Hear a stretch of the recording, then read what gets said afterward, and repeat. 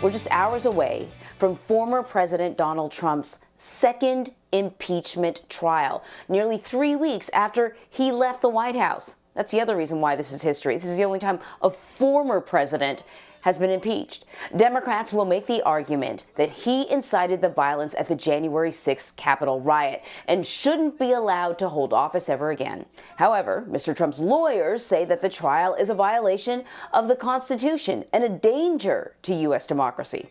So Debra Alfarone is following the very latest developments on Capitol Hill. Debra, a lot has changed since Donald Trump's first impeachment a year ago, but he's still getting support from his fellow Republicans. That is not changed.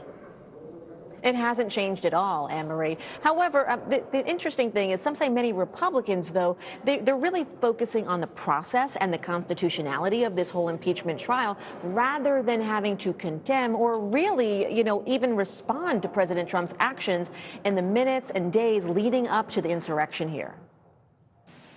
Advisors to former President Donald Trump are confident heading into his second impeachment trial today. We already know how this is going to turn out. I mean, there's no chance that there's actually going to be a conviction. Democrats will try to convince at least 17 Republicans that Mr. Trump incited an insurrection on the U.S. Capitol on January 6th. And if you don't fight like hell, you're not going to have a country anymore. In a 78-page brief, Mr. Trump's lawyers called the case sterile and thin, political theater, and a danger to our republic, democracy, and the rights that we hold dear. Really what we're seeing here is cancel culture via the Constitution. House impeachment managers say the former president's behavior was the most grievous constitutional crime ever committed by a president. Sweeping something as momentous as this under the rug brings no healing. Arguments begin this afternoon on whether it's constitutional for the Senate to try a former president. And then starting tomorrow, it's expected each side will have up to 16 hours to make their case. And the only logical conclusion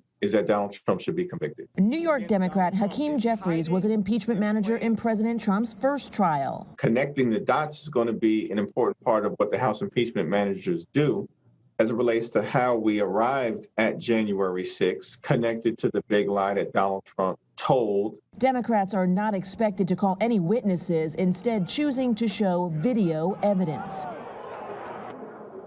An advisor to President Trump says he is in touch with many of those Republicans who will be voting on this impeachment trial. The advisor also says that the former president is expected to watch a good chunk of these proceedings, while there's someone who has said that they don't think they're going to watch any of it, and that is President Biden. Anne-Marie.